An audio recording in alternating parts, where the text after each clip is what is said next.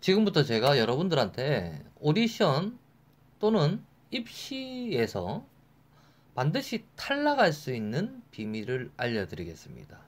자, 보통 우리가 반드시 뭐 합격합니다. 여기 들어오면 100% 합격해요.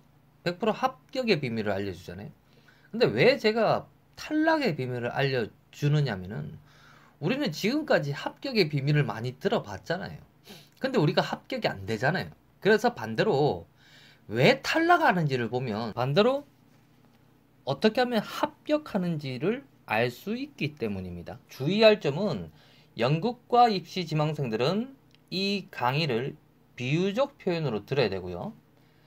특히나 가수 지망생들은 오해하시면 안 되는 게 제가 지금 설명드릴 기준은 K-팝 스타 기준입니다. 방송 프로 K-팝 스타요. 예. 왜냐하면 다른 오디션들은 기준이 다를 수가 있거든요.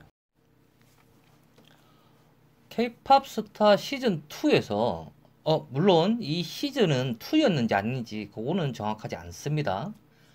첫 번째 출연자가 탈락합니다.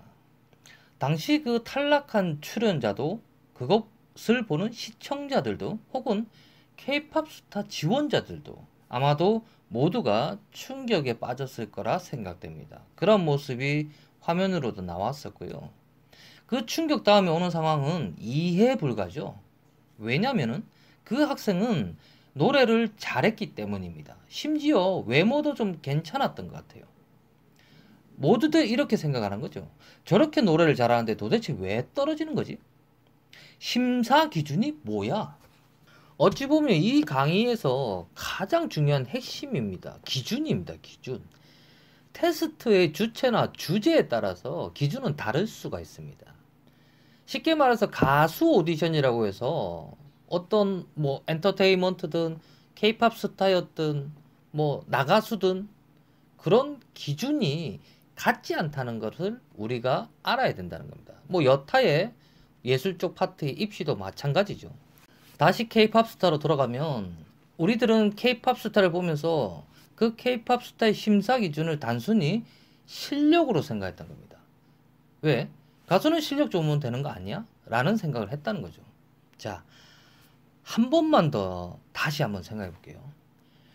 왜 현실적으로 실력 좋은 가수들 중에도 인기가 없는 사람들이 많을까요? 물론 외모도 괜찮다는 전제 하에서요. 실력 좋은 가수는 너무 많기 때문이고 소비자들이 가수를 소비하는 형태는 그 이유가 실력만이 아니기 때문입니다. 또한 그 K-팝 스타 시즌2에서 떨어진 그 친구 정도의 실력자는 박진영 등은 너무도 많이 봐왔고 현재 자기네 소속사 연습생들 중에도 널렸다는 겁니다. 소속사 연습생으로 받기에도 조금 부족한 실력일지도 모릅니다.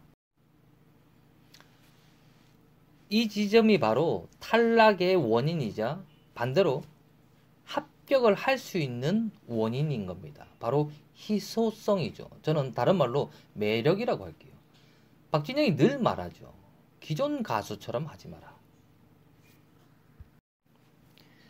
두 번째 이유는 이거 정말 중요합니다.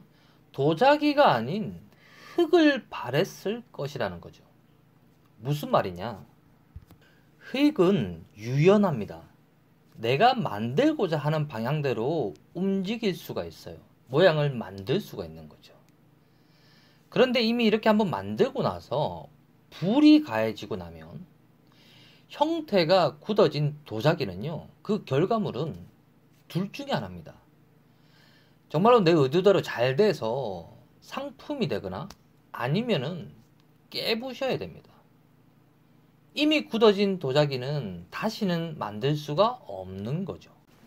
부끄럽지만 제 이야기를 하겠습니다. 제가 겪은 이야기고요.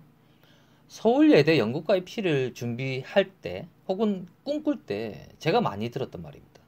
마찬가지로 입시를 준비하시는 친구들이 가장 많이 하게 되는 고민 중에 하나가요.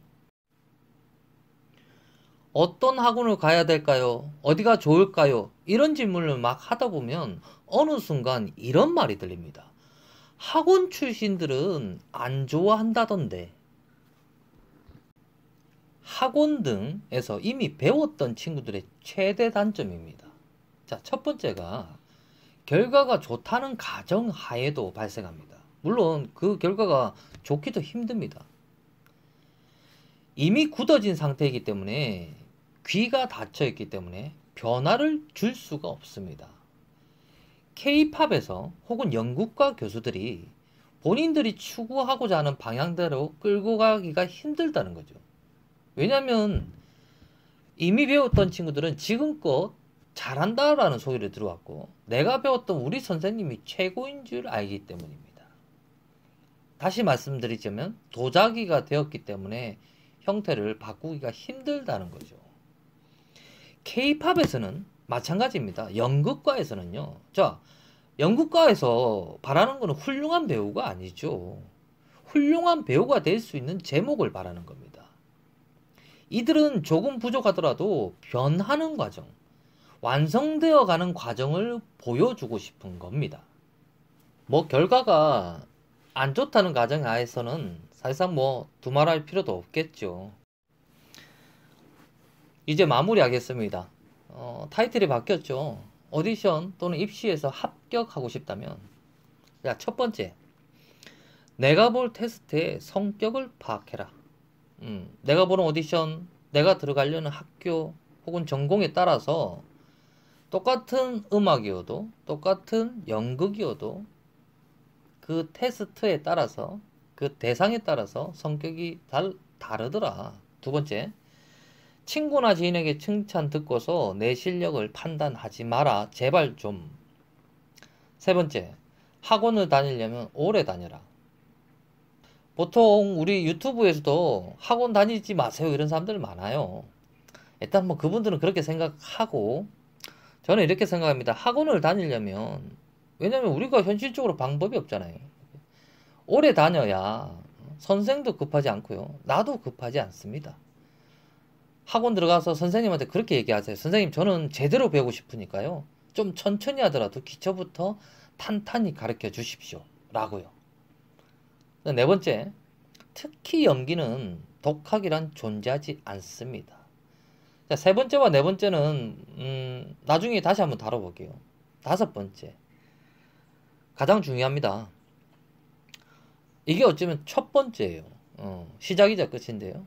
귀를 열고, 귀는 계속 열고 계속 들어라.